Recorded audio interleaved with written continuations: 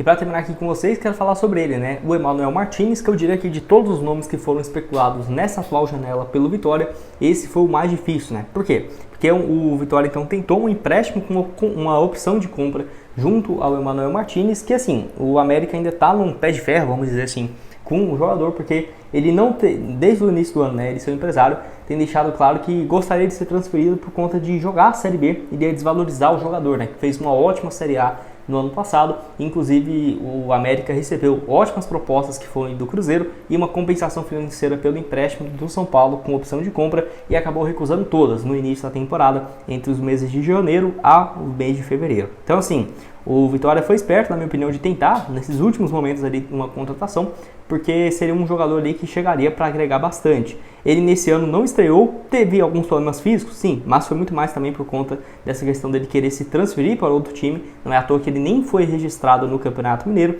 mas ainda pode se mudar de time, né? Por exemplo, em abril agora, quando reabre a janela de jogadores que atuaram no estadual ou que estão inscritos, né, com o time brasileiro no bid da CBF. Então o Emmanuel Martinez ainda assim poderia ser contratado. É claro, né, não tem como falar que, nossa, é impossível do jogador vir. Mas o Cruzeiro, por exemplo, fez uma oferta para contratá-lo com um valor próximo ali da casa de 12 milhões e meio de reais. E o América batiu o pé que queria 15 milhões, mesmo tendo investido 5 milhões e 600 há menos de um ano e meio atrás, junto ao Barcelona do Equador. Então, não sei até que ponto o América quer chegar com o atleta. Certamente gostaria de ver ele jogando na Série B para conseguir o acesso à Série A e continuar na equipe, mas não seria uma negociação fácil. Eu vou deixar os números dele aqui nessa atual temporada: 62 jogos disputados na última temporada, né, melhor dizendo, 1 gol e 9 assistências. Foi o líder de desarmes do América no Campeonato Brasileiro. Se eu não estiver enganado, acho que foi 160 desarmes somente na competição. Foi muito importante no meio de campo do América. Ele que é canhoto, pode jogar tanto como... ele é canhoto e destro, é muito interessante isso. Pode jogar como meio ofensivo e ponta esquerda. Só que no América, nesse último ano, ele jogou como se fosse um segundo volante, um atleta com mais liberdade no meio de campo. Não foi bem um camisa 10, um meia de criação que ele era, por exemplo, no Barcelona do Equador, que nas temporadas de 2019 a 2022, no futebol do Equador, ele havia marcado então nesse período, né, no total, 34 gols e ainda contribuiu com outras 24 assistências. Foi um desempenho sensacional do ponto de vista ofensivo, e no América só marcou um gol, mas ainda assim contribuiu com 9 passes, deixando claro, né, esse destaque, por exemplo, de enfiada de bola, de marcação e criação de jogadas, que foi muito importante no América, e também junto com o Mastriani, né, que fez uma boa dupla de ataque. Pode deixar a sua opinião aqui embaixo então nos comentários. O que você acha do jogador? Você gosta, não gosta? Você acha que compensaria o Vitória tirar esse dinheiro do bolso, né? Por exemplo, vai pagar 6 milhões agora e daqui um ano, por exemplo, mais 7 milhões para ser um valor próximo daquilo que o América gostaria, ou você acha que não compensa? Lembrando que ele pode chegar para jogar tanto como um meio ofensivo quanto um volante, quem sabe fazer. Vamos aqui para mais um que eu quero comentar com vocês, que é um jogador inclusive que já estava tendo essas especulações nos últimos dias e tudo mais, e uma posição que eu acho que é necessária. Então vamos para o Vitor Andrade, vou deixar aqui para vocês essa informação lá do Jorge Nicola, jogador que conseguiu dar uma volta por cima nesse ano, que está jogando bem mesmo pela equipe da Portuguesa no Campeonato Paulista da primeira divisão. Ele tem 28 anos de idade, pode jogar de ponta direita e ponta esquerda. Nessa atual temporada no Campeonato Paulista, 6 jogos, 1 gol marcado e 1 assistência. Vale lembrar que no ano passado não fez uma boa temporada.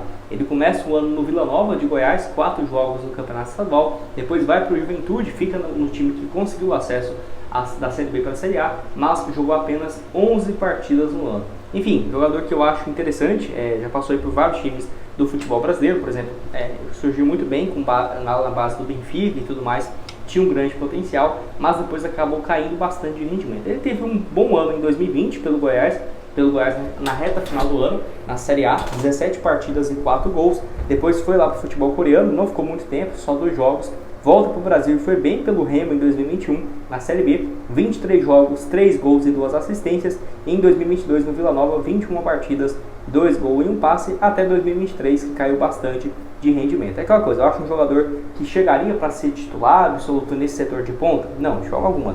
Mas para complemento de elenco, tanto que tem sido difícil encontrar pontas no mercado, eu acho válido. Acho que tem algumas opções melhores, se vocês quiserem, eu posso trazer aqui uma lista de jogadores para vocês, mas realmente vem, no caso, vem chamando a atenção e dá para ter em mente que o Vitória deve buscar mais um ponta no mercado daqui para os próximos dias. Deixe a sua opinião aqui embaixo nos comentários. O que você tem a dizer sobre o Vitor Andrade? Você aprovaria essa contratação? Você acha que não? Você acha que esses meses aí na Portuguesa só não é suficiente, né, para ele ser contratado e jogar a Série A? Lembrando que a última vez que ele jogou a primeira divisão foi no Goiás em 2020, teve um bom desempenho, mas logo depois ficou mais na Série B, né, pelo Remo, pelo Vila Nova e por último no Juventude.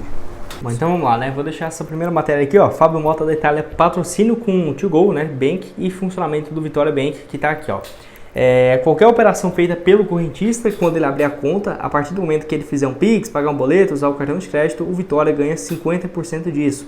É um número expressivo, um excelente contrato, explicou o presidente. Não 50% do valor que você fizer, né? Mas, por exemplo, em cada transação tem uma taxa, principalmente mais fácil seria no cartão de crédito, onde você usa o cartão, por exemplo, do Santander. Aí você... a cada transação, a equipe do Santander lá recebe 2,5% daquela transação, 1,5%, vai depender bastante de cada um dos acordos.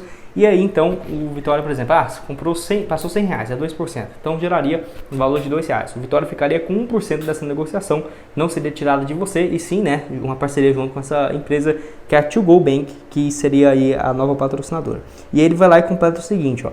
Até o início do campeonato, a gente espera voltar aqui pelo menos uma ou duas vezes para trazer mais 2 patrocinadores, que foi o que acabou acontecendo, mas ainda deve ter a chegada de mais um. E tá aqui também, né, várias outras matérias de alguns portais grandes falando sobre esse lançamento do Vitória Bank, que é algo que ainda não é muito comum no futebol brasileiro. Tem alguns times que já fizeram isso há muito tempo, São Paulo, Flamengo, Palmeiras, sim, mas é uma funcionalidade que ainda é muito nova e fechou esse acordo com essa fintech, né, essa 2Go Bank, que vai ter esse app que serve como vários serviços, né, financeiros e tudo mais. É aquela coisa, eu acho bem interessante, já era algo que eu vinha batendo aqui na tecla de que o Vitória teria sim que buscar, porque é uma forma do banco do Vitória conseguir realmente um valor bem interessante. Por quê? Poderia fechar um acordo com o banco, por exemplo?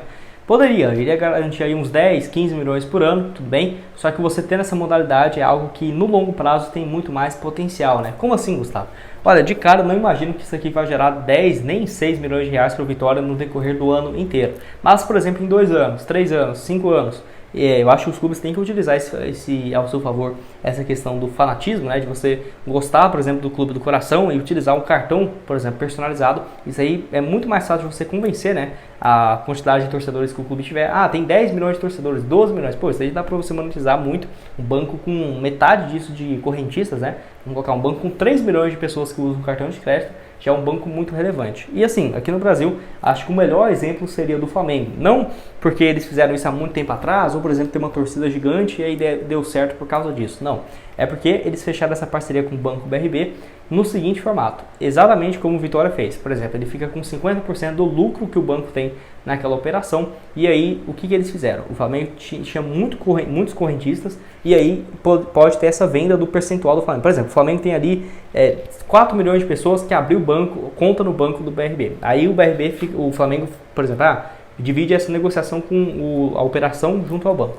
O banco então estaria disposto a pagar quase R$500 bilhão pela 500 milhões de reais, né, seria pela essa parte do Flamengo, e aí o Flamengo iria vender essa parte para a construção do seu estádio próprio, né? Então olha que importância que seria isso. E se tivesse fechado só uma parceria, por exemplo, por 30 milhões por temporada, 40 milhões, o Flamengo em menos de 4 anos conseguiu um valor gigantesco próximo disso. Eu acho que o Vitória tem um potencial muito grande nesse sentido, né? Por exemplo, o Vitória então conseguiu 1 milhão de correntistas que usam sua conta todos os dias e tudo mais, que aí, por exemplo, isso aí gera para o Vitória anualmente 15 milhões de reais. Um banco, seja a Fintech 2Go ou, por exemplo, outra que possa comprar e assumir essa função e essa operação utilizando ainda, por exemplo, o Vitória Bank e tudo mais, poderia gerar um negócio gigante, 100 milhões, 200 milhões, 300 milhões de reais, vai depender bastante, mas eu acho que jogando isso por longo prazo pode ser algo muito interessante, de virando o banco mesmo, né, que é algo que realmente gera uma grana muito mais alta do que nós estamos acostumados, ainda mais quando se fala apenas de patrocínio em relação ao que é, né, ter um próprio banco com o nome do clube, que chama muito mais atenção.